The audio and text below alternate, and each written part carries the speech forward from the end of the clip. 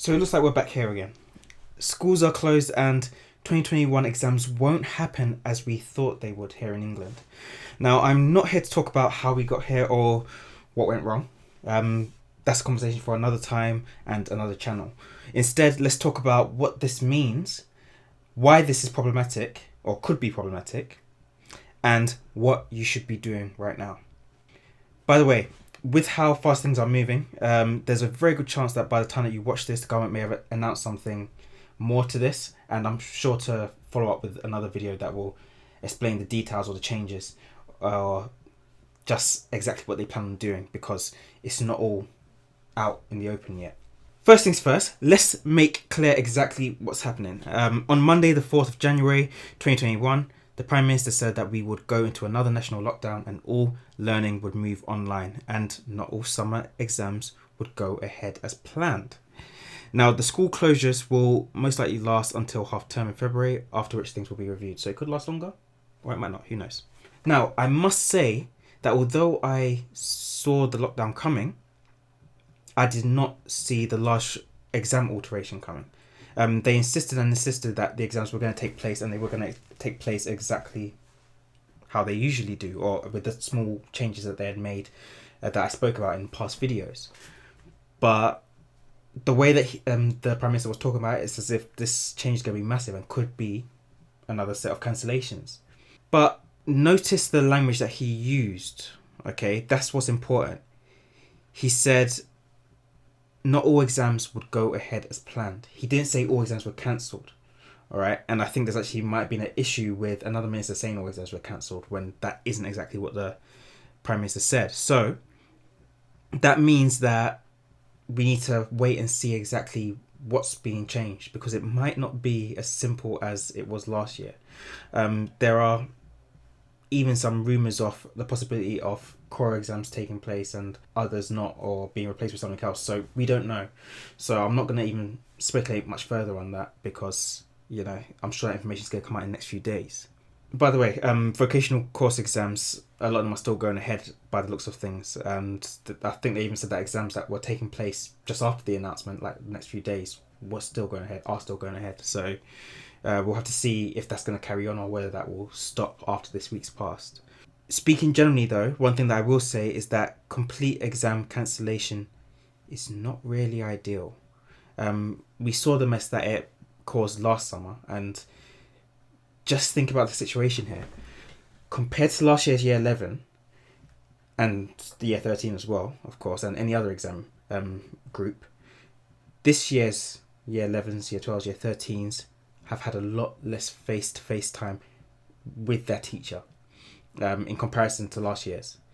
And that's due to the fact that we had, of course, the lockdown last year, and now we've got another lockdown now, and also because of all the self-isolating that happened between September and now. All right, so it's just not the same. Mathematically speaking, we can check that it's not the same. So whatever impact that's had, that's going to be felt. That's probably already being felt, actually. At the same time, when I think about it and think about students holistically, I also think there may be some slightly positive outcomes to this entire thing, because students with a fairly good attitude, students who want to be good students, they could see this, what's going on right now, as an opportunity to refine their ability to learn independently. And to some degree, they might actually see themselves as having more access to the teacher. Put it this way, right now, because of the systems that are in place, students can access resources much more readily than they were before, because a lot of it is online or has been sent to them. Depending on what system schools are using. I know loads of different schools are using different systems. I'm speaking generally here. I'm not speaking about my school. Students are now used to contacting their teachers, whether it be by typing or by other means. They're now used to contacting their teachers through electronic means, and teachers are also fairly used to contacting students who they wouldn't normally necessarily talk to at certain times. So say, for example, a teacher receives a message at 4 o'clock. School usually finishes 3:30. Teacher doesn't usually receive much messages after 3:30 or much contact from students. They're normally working on something else. They can now respond to that. Students can send that along and are used to sending that along, and teachers can respond to that. So that new relationship between teachers and students, the accessibility, it does add a bit more to our workload maybe, but it also means that teachers, students, especially shy ones or ones that just have loads of questions that can't always be answered in lessons, they can now have those answered. And if they can't remember the answer, they can go back and check it because it's in that email or in whatever e-learning or live learning system that school has. So this could actually mean good things for students who work really well independently, or students who are taking this as a chance to learn well independently and get better at that. So this is good in a way because it means that as you grow out of school and go on to be adults and people who work, those are skills that you're going to need. Self-motivation, the ability to work independently, the ability to even email people and not be rude or use the wrong type of formality in your speaking, being too informal or overly formal. All right, it helps set you up for that, and I think it will lead to a more robust, resilient, and self-driven learner group in the future. So, there might be some upsides to this.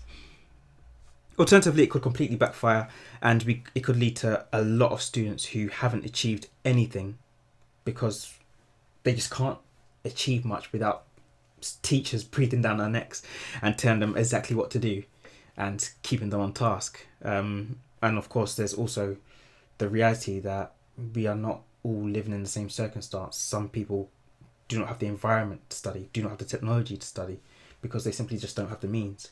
So, it's not ideal, and it will, well, I can't say for certain that it will, but a lot of evidence is pointing towards the gap increasing between those who are disadvantaged and those who are advantaged in general, so whether that be monetarily or otherwise. So, it's not looking great.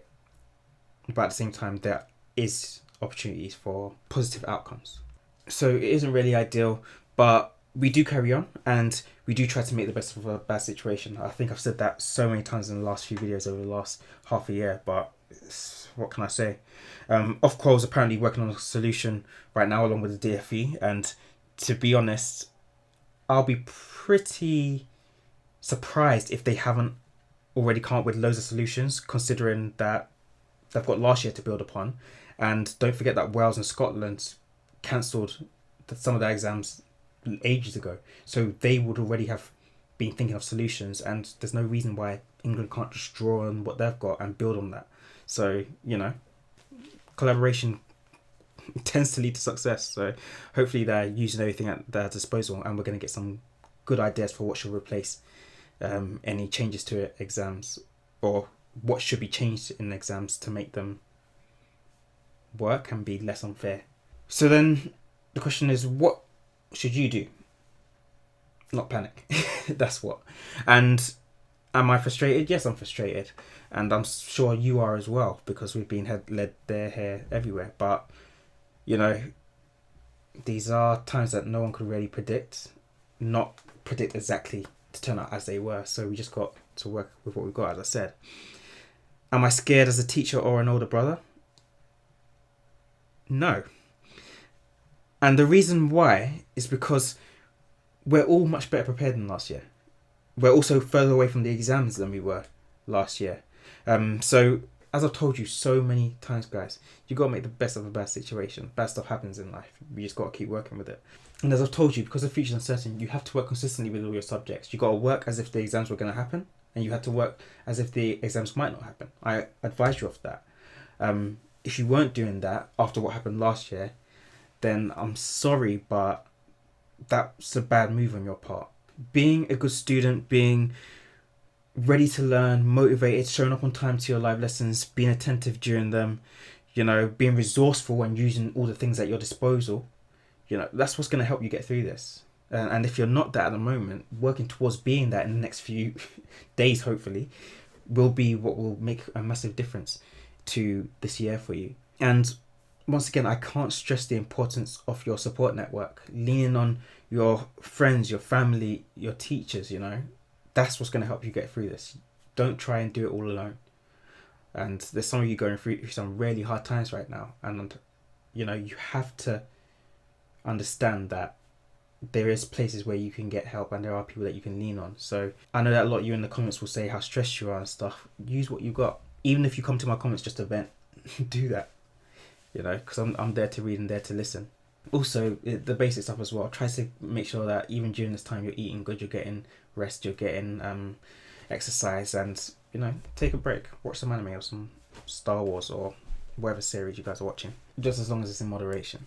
And before we finish up, I just wanted to say that I am feeling a bit nervous about international students and private students, because this was difficult for you guys last year when this happened, and if this is going to work out a similar way again this year, then it's not going to be ideal again. So we'll just have to wait and see what's going to happen with you guys, but hopefully the system's figured out that makes it still fair for you and it doesn't make a mess of everything that you've been working so hard for. But I will keep you updated with anything, if I hear anything, or if I read anything, or if I see anything. So sorry if this isn't the video that you wanted, the one with all the answers, but we just don't have all the answers because we haven't been given all the answers, and I don't think they have all the answers. But I will be here, I will keep looking into this stuff, and I will keep making these videos the same as I did last summer, so that you guys can get all the information that you need to get through this. Alright, we're at a crossroads, and there's lots of ways that this could go, but I just need to understand that this whole thing with the exams, it isn't the end of the world. We can manage that. Let's just wait for more answers to come out, and then we can formulate a plan. For now, just keep working steadily, keep up the hard work. If you haven't already, be sure to subscribe, check out any other videos that you want to check out, although some of them would be a bit useless now that we've learned that all the exams are going to change. But yeah, stick around, like, subscribe, comment, and that's all for now. Until next time.